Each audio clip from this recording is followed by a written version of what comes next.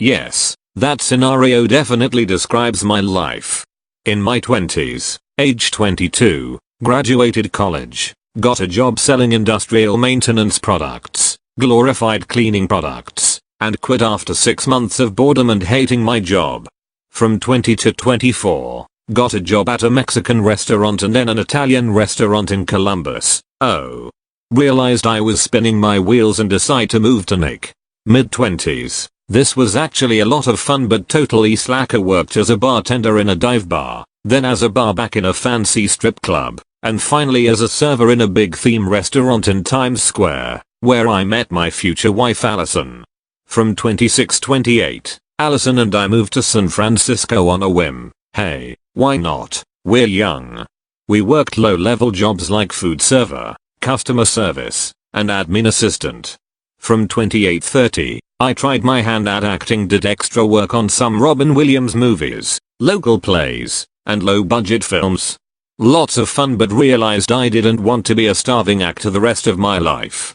In my 30s and 40s, early 30s, married Allison, got a job at a tech startup, started investing money, and bought our first home. Mid-30s, early 40s, got a better job, invested more, bought a better home, rinse and repeat several times. Age 43, retired. And we lived happily ever after. Lesson: if you're in your 20s and slacking off, you have plenty of time to turn it around.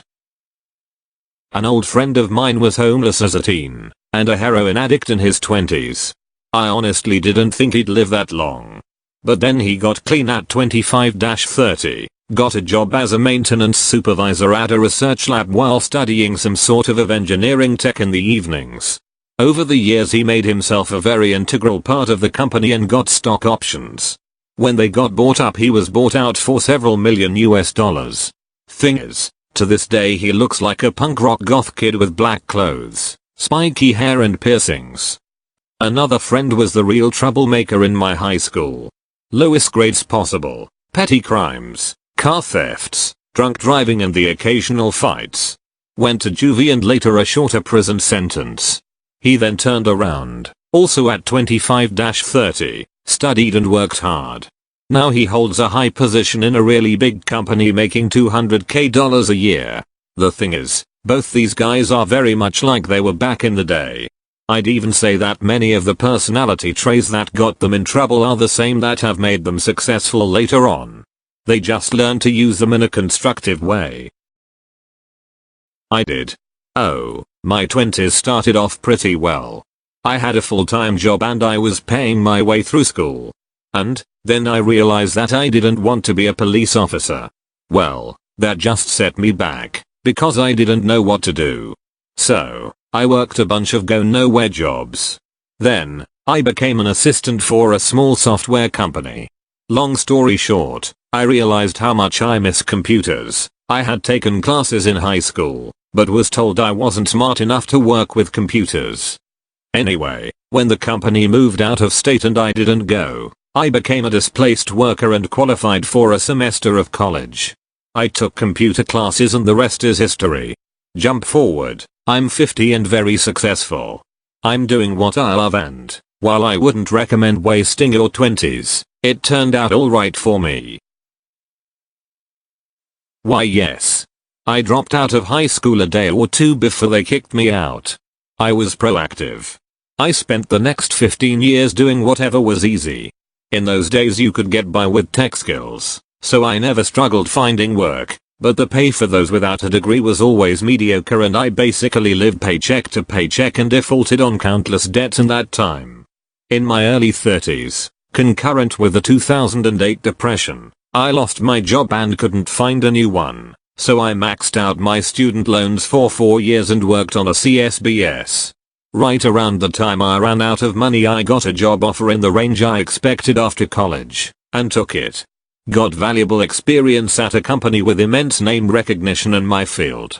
I was able to parlay that into an early position at a successful startup, and before I hit 40 was well on my way to crushing my most optimistic goals.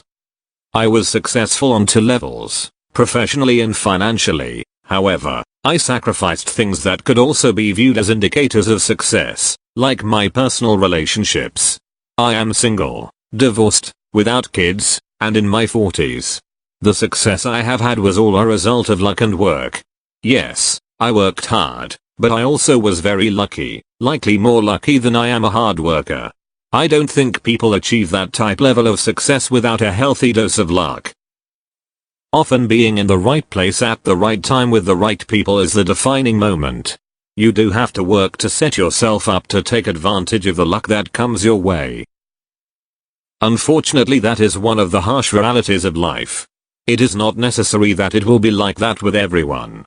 It basically depends on your luck in spite of your efforts and performance in studies and stuff. I am 29 now and still struggling with life to get a breakthrough, and unfortunately couldn't enjoy my traveling life which any individual in their 20s do.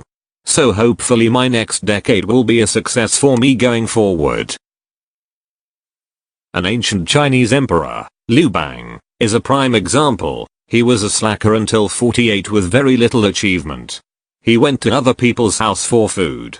Then the revolution started and he became the Chinese emperor at the age of 54. He overthrew the Qin dynasty and started the second dynasty of China, which lasted for 400 years.